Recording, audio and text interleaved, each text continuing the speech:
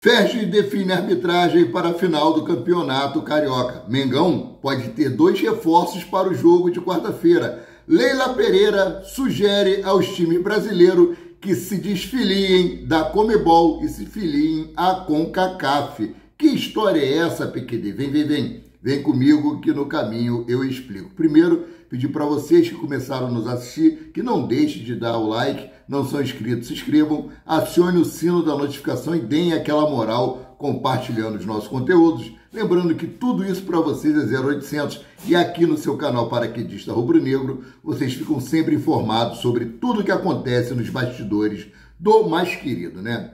Vamos começar aqui a falar sobre o treino de ontem. O Flamengo ontem realizou o segundo treino, focando o jogo de amanhã contra o Fluminense para a final do Campeonato Carioca.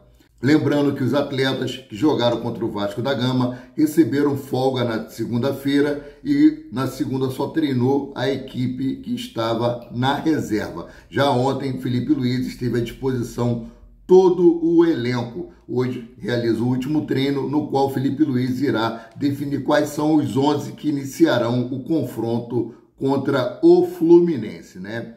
Sobre esse jogo, a Ferge definiu para os 2 jogos, Flamengo e Fluminense, a arbitragem. Na segunda-feira, ontem, dia 10, a entidade definiu os 2 árbitros responsáveis por conduzir os clássicos de quarta-feira e do próximo final de semana. Para o embate de ida, Yuri Elino será o dono do apito, enquanto Bruno Arleu de Araújo fica à frente do segundo clássico entre Flamengo e Fluminense. Desse modo, fica a expectativa para saber qual será o quadro completo da arbitragem nos 2 duelos que estão marcados para o Maracanã. Ou seja, foi definido os 2 árbitros, o Yuri Elino e o Bruno Arleu, mas os seus auxiliares ainda não foi definido. Vai ser definido hoje e assim que eu tiver posse dessa informação, estarei trazendo para vocês. O Yuri Elino é um dos menos pior que existe aqui do Rio de Janeiro. Não é o melhor árbitro, não, é um dos menos piores, né? É um árbitro que não compromete muito, é um árbitro que não apita qualquer falta, e isso aí para mim até um tanto temeroso, porque nós vimos aí nos últimos embates que os adversários vêm baixando a lenha no Flamengo. Bom, a federação precisa ajustar o dia correto do segundo jogo. Eu vou trazer a informação que eu tenho aqui sobre o segundo jogo, que parece que vai ser no domingo. Informação do Diogo Dantas, mas eu vou falar isso daqui a pouco, né? Bom, compromisso marcado. Comebol define data de sorteio da fase de grupos da Libertadores para a próxima segunda-feira, dia 17, ou seja, na próxima segunda-feira. O evento começa às 20 horas e terá o Flamengo como um dos cabeças de chave. Seguindo aqui, ó, Flamengo e Fluminense, Ferge define data do segundo jogo da final do Carioca, diz jornal. Flamengo e Fluminense começam a decidir o Campeonato Carioca amanhã no Maracanã. O jogo de volta, que não tinha data definida, será no domingo, dia 16. As partes envolvidas tomaram a decisão em reunião ontem, segunda-feira, na sede da Ferge. Olha só, a informação do dia do segundo jogo da final é do jornal o Globo. Até o momento, a Ferge não se pronunciou oficialmente sobre a data do segundo duelo. Havia a possibilidade do embate acontecer no sábado, dia 15, mas o domingo acabou sendo escolhido como a data preferida aí da Band, do Flamengo, da Ferge e do Fluminense, tá? Isso aqui não é uma informação oficial da Ferge. Quem trouxe a informação foi o jornalista Diogo Dantas, do Globo, tá? A Globo queria que o jogo fosse no sábado, às 17 horas e 45 minutos, por causa da sua grade de programação. Mas um clássico com grande apelo como esse, Flamengo e Fluminense, ser no sábado, a música já diz: domingo eu vou ver meu time jogar, tomara que ele saiba. Não, praia e sol, Maracanã, futebol, que lindo! Praia e sol, Maracanã, futebol. Cara, então é no domingo, não adianta. Clássico desse apelo, grande apelo, tem que ser no domingo. Agora a Globo, que detém os direitos de transmissão, ela quer colocar os jogos no horário que bem lhe cabe por causa da sua grade de programação. Não acho isso legal, né? Bom, ex-médico do Flamengo ironiza a lesão de Bruno Henrique, cara, em vídeo.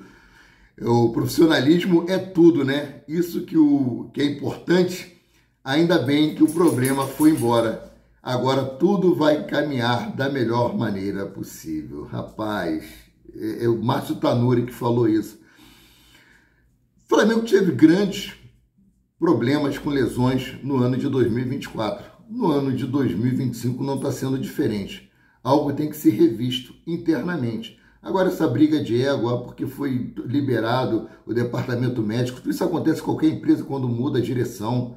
Vários funcionários são mandados embora, são colocados pessoas de confiança da atual gestão. Isso é normal. Isso aqui mais parece uma dor de cotovelo, né? Embora seja realmente preocupante a quantidade de lesão nesse início de temporada. Ele apareceu. Estava demorando, né? Oh, meu Deus, essa cara de pobre coitado que ele faz é tremendo. Fator mental incrível. Danilo fala sobre o Wesley e compara a história da revelação da base rubro-negra como seu início de carreira. Vou para o que disse Danilo aqui. Abre aspas. A história do Wesley parece, em algum momento, um pouco com a minha. Esse garoto tem uma força mental incrível. Eu falei para ele que ele não saiu porque tinha muitas coisas para conquistar ainda aqui no Flamengo. Fecha aspas, disse Danilo ao canal GOAT BR. Realmente, né, foi execrado aí, quase saiu do Flamengo e hoje é um dos principais jogadores do Flamengo ali, tanto na defesa quanto no ataque, né? Bom, agora aqui, a venda de ingressos para o público geral começa na manhã dessa terça-feira por meio do site oficial do Clube das Laranjeiras e das lojas físicas, além das bilheterias do Maracanã. O público geral terá acesso aos ingressos às 10 horas da manhã. Anteriormente, só os torcedores do Fluminense foram liberados para adquirir as entradas. Para o público geral, a entrada está R$ 120, R$ 60 meia e R$ 48 para sócios torcedores do Flamengo. A informação completa está na nossa página Amaurílio Paula Santos, lá no Facebook, valeu? Acompanha a gente lá no Facebook também, dá aquela moral. Estamos com 55 mil e alguma coisa aí de torcedor, de seguidores, ajuda a alavancar, chegamos a 100 mil aí. Flamengo tem 5 desfalques confirmados para o primeiro jogo contra o Fluminense pela reta final do Campeonato Carioca. Cara, não são 5 desfalques, né? Porque tem 2 dúvidas aqui, ó. Bruno Henrique, lesão na coxa direita. Everton Cebolinha, dúvida, coxa direita. Michael, dúvida, coxa esquerda. Pedro, estágio final de recuperação de lesão no joelho. E Matias Vinha, lesão ligamentar no joelho. Cara, ele tira a minha concentração. Então, assim, vou trazer aqui as informações sobre os lesionados do Flamengo. Tempo estimado para Bruno Henrique voltar a jogar. Bruno Henrique sofreu uma lesão grau 1, ou seja, leve. Em meio a essa situação, a estimativa é de que a recuperação ideal leve de 1 a 2 semanas, ou seja, caso precise do tempo total, o atacante desfalcará o Flamengo nos 2 confrontos com o Fluminense pela final do Campeonato Carioca. É lamentável. Bruno Henrique, que é aí denominado como o rei dos clássicos, vai fazer uma falta tremenda, o BH27. Bom, de acordo com o repórter Davi Esteves do Coluna do Fla, Everton Cebolinha e Michael foram liberados pelo departamento médico do Flamengo e iniciaram o processo de transição ao campo.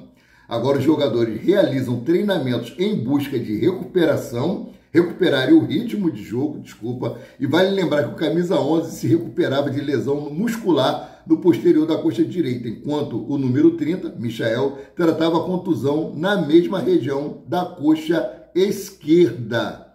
Beleza? Então, segundo o repórter Davi Esteves, os 2 estão liberados e vai depender, sim, da comissão técnica e vai depender principalmente de Felipe Luiz, de colocar ele na lista dos relacionados para o jogo de amanhã. Como eu falei, hoje será o dia D para ambos e Felipe Luiz irá decidir os 11 que iniciarão a partida. Olha só, fala de Fernando Sazaki, o médico do Flamengo. Everton Cebolinha e Michael iniciaram hoje, no caso ontem, uma nova fase.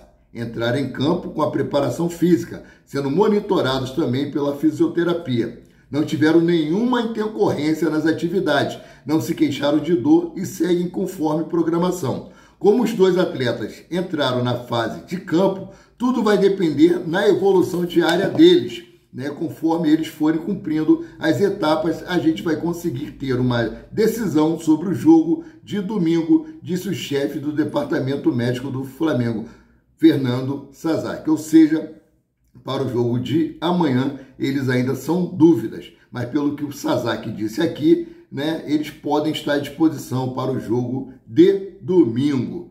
Bom, uma boa notícia é que a janela de transferência para reforços abriu ontem, dia 10, e vai até o dia 11 de abril, dia de aniversário da minha irmã. Olha só, janela de transferência extra do futebol brasileiro está aberta e vai do dia 10 de março até o dia 11 do próximo mês. Dessa forma, o Flamengo terá a oportunidade de reforçar ainda mais o elenco, visando os próximos torneios da temporada de 2025.